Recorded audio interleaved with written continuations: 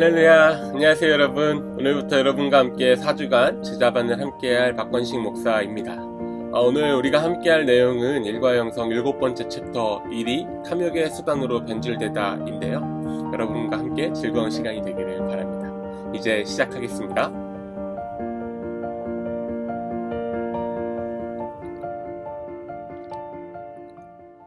네, 여러분은 직장을 선택하실 때 또는 직업을 선택하실 때 가장 첫 번째로 고려하고 계시는 기준이 어떤 것들인지 궁금하네요. 어떤 것을 기준으로 삼아 직장과 직업을 선택하시나요? 잡코리아가 조사한 조사에 따르면 무려 41%인가 급여 수준이라고 합니다. 얼마만큼 많이 주는지가 내가 직업을 선택하는데 가장 중요한 수단으로 여기고 있는 것인데요. 또 직업 외에 직장을 선택할 때에는 열심히 일한 만큼 확실한 보상이 있는 곳을 가장 바람직한 직장이라고 선택한다고 합니다. 종합해보면 얼마나 많이 받을 수 있는지, 또 내가 일한 만큼 확실하게 보상이 있는지, 그러니까 내가 투자하고 드리는 내 가치가 긍정적으로 보상이 제대로 되는 것이 좋은 직장이고 좋은 직업이라고 생각하고 있는 것 같습니다. 오늘 이 질문 그리고 이 도표들을 보면서, 이 조사들을 보면서 여러분과 함께 나누고 싶은 이야기들이 있어서 시작해 보았는데요. 일이 어떻게 해서 우리에게 탐욕의 수단으로 되어 있는지, 또 일이 탐욕의 수단으로 변질되었다는 것이 어떤 의미인지 함께 나눠보려고 합니다. 인간 마음에는 일과 거기에 따르는 이익들을 삶의 의미와 정체성을 세우는 바탕으로 삼으려는 강력한 성향이 있습니다. 다시 말씀드려서 내가 하고 있는 일과 그 일을 통해서 얻는 것들이 내 삶의 의미이고 그것이 내 삶의 정체성이라고 여기는 마음이 우리에게 있다는 것이죠. 그 일이 탐욕의 수단으로 변질되었을 때 삶의 의미와 정체성이 흔들리게 되는 것은 어떻게 보면 당연한 일인 것 같습니다. 우리가 앞선 부분에서 칼빈의 이야기, 또 그리고 루터의 이야기를 나눠본 걸로 알고 있는데요. 칼빈이 이야기한 것처럼 창조 질서를 쫓아 놀라운 역사를 빚어내고 세상에 드러내는 수단으로서의 일의 의미를 잃어버리게 되는 거죠. 또 루터가 이야기한 대로 이웃의 기본적인 필요를 채우면서 하나님의 섭리를 나타내는 통로로 쓰이는 일의 의미도 잃어버리게 되는 것입니다. 일이 갖는 의미와 일이 갖는 목적을 잃어버리고 일에 따르는 이익들에게서 내 삶의 의미와 정체성을 찾으려고 할 때 일은 인간 마음의 이웃과 자신을 구별해서 온 땅에 부각시키고 또 스스로 특별한 존재임을 과시하고자 하는 탐욕의 수단으로 변질됩니다. 이렇게 변질된 일은 노동을 통해 만사를 제 뜻대로 통제할 권한을 갖고자 하는 마음으로 변화됩니다. 일의 본래의 의미는 선물로 받은 은사를 관리한 행복한 작업이었습니다. 그런데 창세기 11장, 우리 바벨탑을 세우는 그 내용을 통해 그 행복한 작업이 자존감을 세우는 신경증적인 반응으로 변질된 것을 우리가 확인할 수 있는데요. 창세기 11장 2절과 4절 말씀에는 바벨탑을 건설하는 사람들이 벽돌을 만들고 진흙을 대신하여 성읍과 탑을 건설하고 탑의 꼭대기에 하늘에 닿게 하여서 그들의 이름을 내어 흩어짐을 멸하자라는 말씀이 있죠. 다시 한번 읽어보려고 하는데요. 사람들이 동쪽에서 이동하여 오다가 시내 땅 한 들판에 이르러서 거기에 자리를 잡았다. 그들은 서로 말하였다. 자, 벽돌을 빚어서 단단히 구워내자. 사람들은 돌 대신에 벽돌을 쓰고 흙 대신에 역청을 썼다. 그들은 또 말하였다. 자, 도시를 세우고 그 안에 탑을 쌓고서 탑 꼭대기가 하늘에 닿게 하여 우리의 이름을 날리고 온 땅 위에 흩어지지 않게 하자. 벽돌을 만드는 신기술을 찾아낸 인간은 과거의 건축물보다 높은 구조물을 쌓게 되었습니다.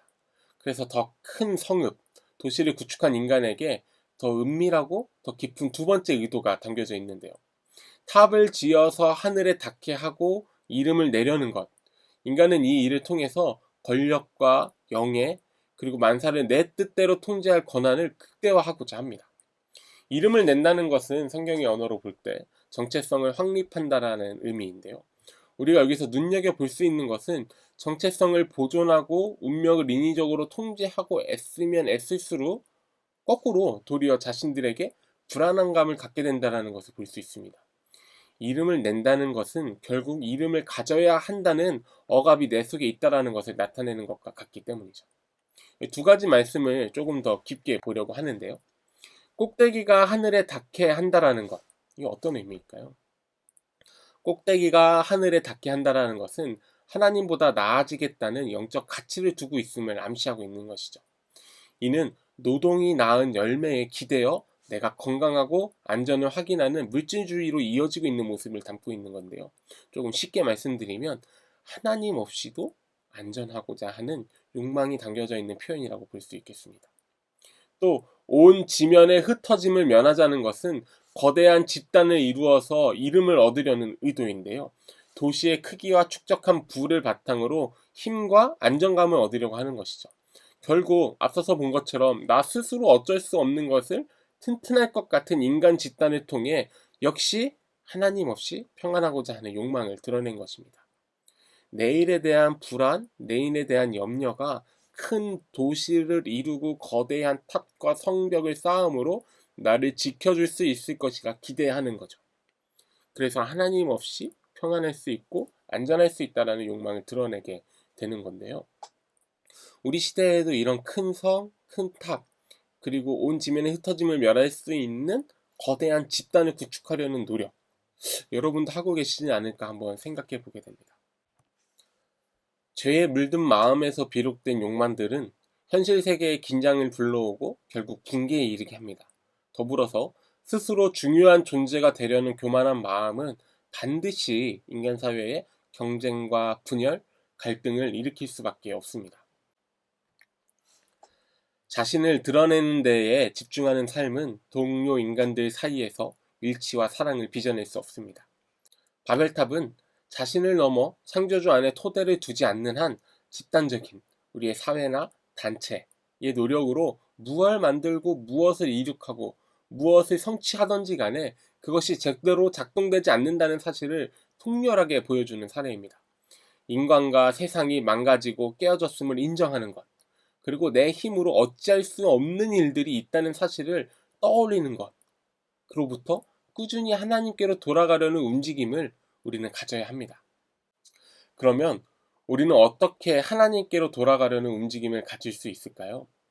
저자는 이 문제에 대한 답을 에스더서에서 찾는데요. 이기심과 권력을 넘어서 소명이라는 주제를 가지고 살아간 에스더의 이야기를 통해서 발견하는 것이죠.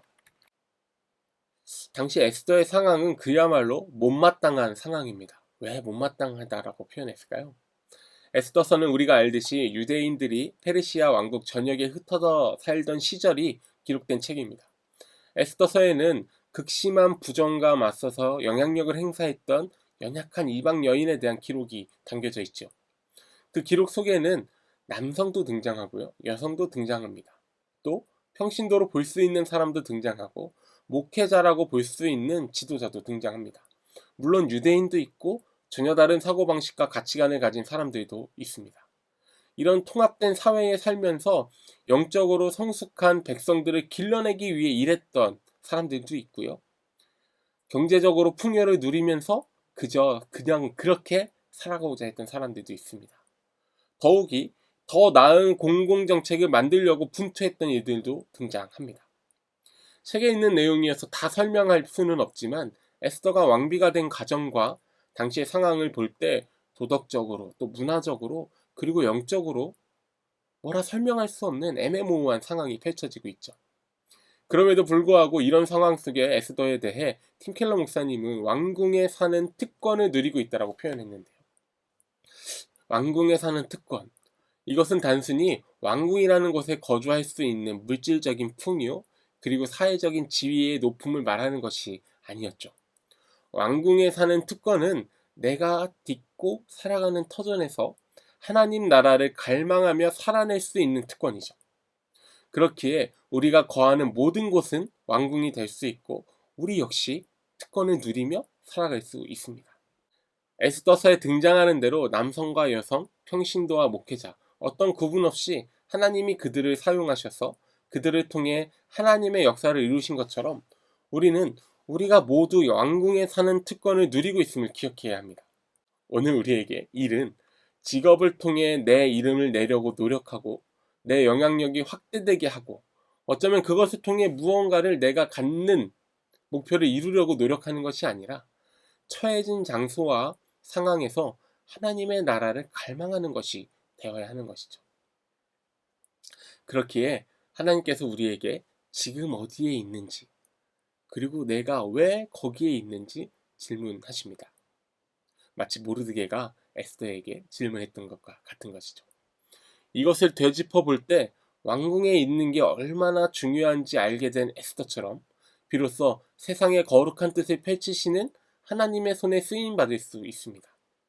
그런 의미에서 몰살 위기에 놓인 유대인들을 위해 왕에게 나아가라는 모르드게의 요청이 공적인 영향에 미칠 수 있는 영향력이 작고 미미할 것 같은 우리와 같은 크리스천에게 개인적이고 문화적인 자산을 통해서 또 사용해서 사회 질서를 바로잡아 달라고 요청하는 하나님의 요구와도 같은 것이죠. 이 요청은 왕궁에 사는 우리에게 어떤 용기를 요구합니다. 이 용기는 왕궁에서의 삶을 던져버릴 용기입니다. 모르드게의 요청을 받은 에스더의 반응과 염려는 상당히 현실적인 것이었습니다. 당시의 시대적이고 또 공간적인 분위기를 고려할 때 왕의 총애를 잊는다는 것, 잊어버리게 된다는 것은 단순히 내가 일하는 일자리에서 밀려나는 차원을 넘어 내 목숨이 오가는 심각한 일이었죠.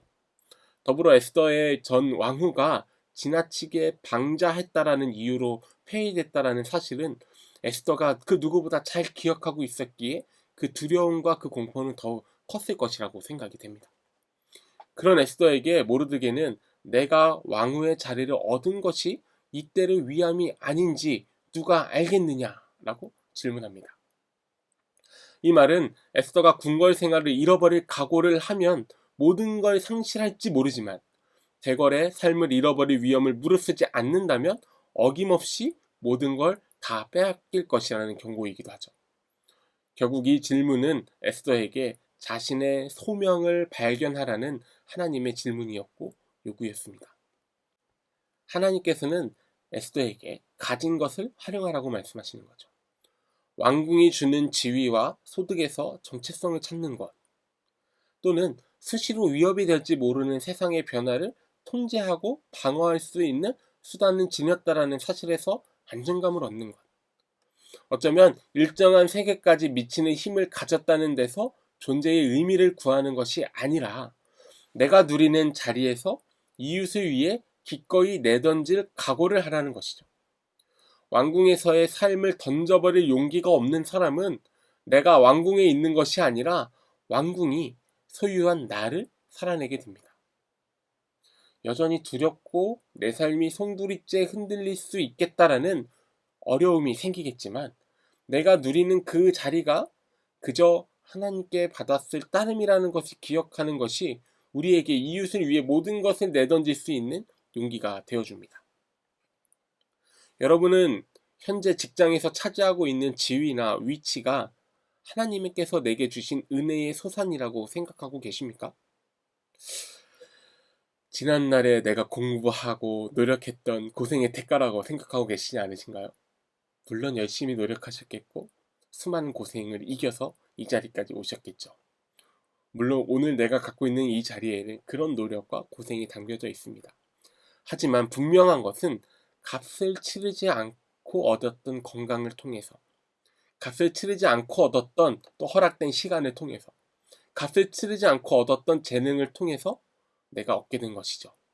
내게 거저 주어진 건강과 시간과 재능을 내가 사용했을 뿐입니다. 그러므로 지금 가진 건 하나같이 은혜의 소산이고 우리 각자에게는 그렇게 수중에 들어온 힘을 마치 내 능력을 활용하여 세상을 섬길 자유가 있습니다. 그런데요, 용기만으로는 부족한 것 같습니다. 우리는 앞서서 나눈 것처럼 자신이 가진 영향력을 출세의 수단으로 보는 대신에 이웃을 섬기는 데 사용할 수 있습니다. 예전보다 더 큰 위협을 감수하며 정의를 실현하기 위해 노력할 수 있습니다.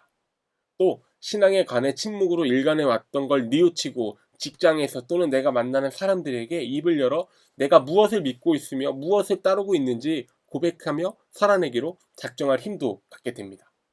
그러나 하나같이 크리스천이라면 반드시 가져야 할 선하고 올바른 마음가짐이지만 이것만으로는 부족합니다. 왜일까요? 왜냐하면 이 결단이 오래가지 않기 때문이죠. 수많은 결단을 하고도 다시 좌절했던 또는 이전과 똑같은 삶을 살아냈던 경험을 갖고 계시지 않으신가요? 그렇다면 어떻게 해야 왕궁에 머물면서 성실하게, 더 나아가 위대하게, 그리고 이 용기를 늘 지니며 살아갈 수 있을까요? 하나님이 인간을 지으시고 인류가 누리는 모든 혜택을 주셨습니다. 우리는 지금도 매 순간의 삶을 지속할 수 있게 뒷받침해 주시는 하나님의 선물이 있기에 하루를 살아낼 수 있습니다. 우리가 딛고 사용하고 누리는 모든 것들 중에 무엇 하나 하나님의 선물이 아닌 게 없습니다. 그럼에도 불구하고 우리는 모든 게 내 소유인 양, 소견에 옳은 대로 쓰면서 자신의 이름을 나타내는 데 골몰합니다. 이것은 결국 하나님과의 관계를 망가뜨리고 있는 것이죠. 이렇게 망가진 하나님과 인간 사이의 관계에 생긴 커다란 간격, 이 간격을 저마다의 종교들마다 메꾸는 수단들을 제시하는데요. 희생이나 제의, 제사, 또는 인식의 전환이나 스스로를 얽매고 스스로 노력해서 윤리적인 수행을 통해 메워야 한다고 가르치는 수많은 종교들이 있습니다. 그런데요, 성경은 다릅니다. 에스더는 왕과 유대인 사이의 중재자가 되었습니다. 사형 선고를 받은 것 같은 이스라엘 민족 틈에 끼어 왕후는 죽음을 각오하고 왕에게 나아갔죠. 우리가 너무 잘 알고 있는 그 말대로 죽으면 죽으리라 라는 말을 남기고 왕과 죽음 선고를 받은 이스라엘 백성들 사이에 중재자가 되었습니다. 그 중재자가 됨으로 아무도 감히 나서지 못할 권력의 보좌 앞에 나가서 중재하였고요. 왕의 총애를 입은 덕에 그 혜택이 백성들에게까지 미쳤습니다. 이 중재자에 집중해 보려고 하는데요. 우리에게는 이 간격을 메워줄 에스더를 넘어서는 영원한 중재자가 계십니다. 빌립보서 2장에는 이런 말씀이 있는데요. 그는 하나님의 모습을 지니셨으나 하나님과 동등함을 당연하게 생각하지 않으시고 오히려 자기를 비워서 종의 모습을 취하시고 사람과 같이 되셨습니다. 그는 사람의 모양으로 나타나셔서 자기를 낮추시고 죽기까지 순종하셨으니 곧 십자가에 죽기까지 하셨습니다. 영원한 궁전에서 한없는 아름다움과 영광에 둘러싸여 사셨지만 그 모든 것을 버려둔 채 지원하시고 자원하셔서 세상에 오신 하나님의 아들, 바로 예수 그리스도시죠. 앞서서 말씀드린 대로 아버지와 동등되는 영광을 가지셨지만 그것을 당연하게 여기시지 않으시고 자신을 비워서 사람과 같이 되셨습니다. 인간의 저주를 대신 지셨을 뿐 아니라 목숨을 거는 정도를 넘어서서 아예 생명을 대가로 치르신 분이라고 예수님을 소개하고 있습니다. 예수 그리스도는 에스더와 같이 죽으면 죽으리이다 라고 말씀하신 것을 넘어서서 죽어야 할 때가 차면 내가 반드시 죽을 것이다 라는 약속으로 우리에게 내려오셨습니다. 나를 위해 모든 걸 버리고 반드시 죽을지라도 걸어오시는 분, 예수 그리스도께서 우리 삶을 채우는 영원한 중재자가 되어주십니다. 왜 일의 의미에 대해 이야기하다가 갑자기 성육신하신 예수님의 이야기를 하냐면요. 여기에 해답이 있습니다. 예수님을 나를 위한 구세주로 인식할 때 우리는 저마다 자신이 죽기에 얼마나 소중한 존재인지를 인식할 수 있습니다. 이러한 사실들을 깊이 묵상하게 되면 결국 우리 삶의 정체성이 달라지게 되는데요. 나 스스로를 억만금을 주고도 살 수 없는 참다운 가치를 지닌 인물이라는 것을 깨닫게 되는 것이죠. 얼마나 큰 사랑을 받고 있는 나인지 깨닫는 순간 우리는 우리가 하는 일도 훨씬 덜 이기적인 성향을 갖게 되는 것을 볼 수 있습니다. 이를 통해 얻고자 했던 영향력, 이력, 경력, 그리고 소득, 물질, 이 모든 것들이 그저 있는 그대로 그것들의 모습으로 볼 수 있는 것이죠. 그래서 우리는요, 이것들을 들여서 모험을 할 수도 있고요. 이것들을 소모해 버릴 수 있는 용기도 갖게 됩니다. 더러는 이것들을 통째로 던져버릴 수 있는 용기가 생기게 되죠. 그만큼 용기 있다라는 것, 우리 삶이 자유로워진다라는 것을 이야기합니다. 주님의 거룩한 은혜와 그분 앞에서 갖는 우리의 가치, 그리고 장래에 벌어진 놀라운 사건들에 대해 우리는 수많은 이야기와 간증을 갖고 있습니다. 예수 그리스도가 영원한 궁궐을 버리면서까지 행하신 일들을 제대로 헤아린다면 그 궁전에서 제각기 차지하는 자리에서 하나님과 이웃을 섬기는 일을 우리는 시작할 용기를 얻게 되는 것이죠. 놀라운 사실은 에스더서서에 기록된 에스더를 왕후라고 부르는 경우가 총 14번이 등장하는데요. 그 중에 13번은 죽으면 죽으리다 라는 고백 이후에 등장한다고 합니다. 에스더가 큰 사람이 된 건 스스로 이름을 떨치려고 애쓰고 노력하는 것, 어쩌면 지키기 위해 골몰했던 그 순간이 아니었습니다.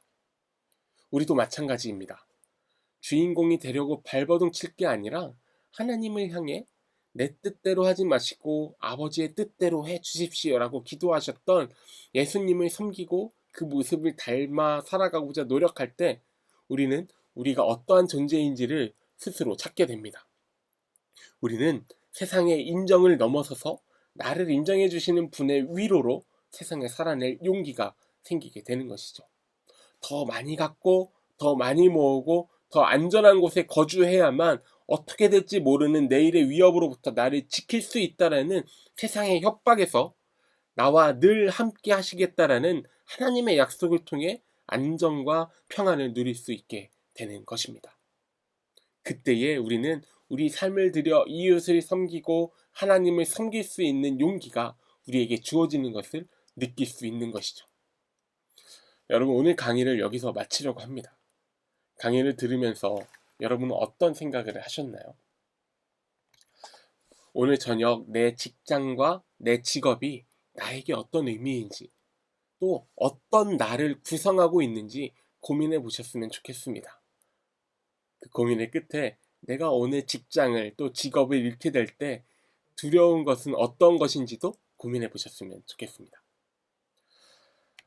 평안한 밤 보내시고요. 우리 내일 줌에서 뵙겠습니다. 감사합니다.